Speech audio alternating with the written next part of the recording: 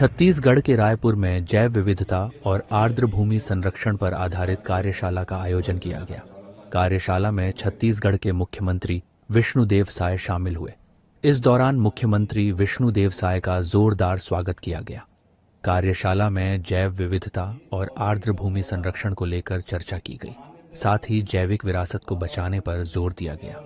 कम होता है, नियंत्रित वातावरण चाहिए इसके लिए। माननीय नेता प्रतिपक्ष माननीय उप मुख्यमंत्री महोदय के लिए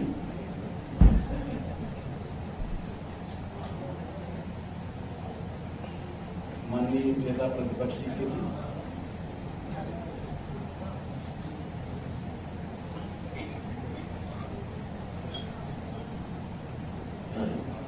माननीय उप मुख्यमंत्री श्री विजय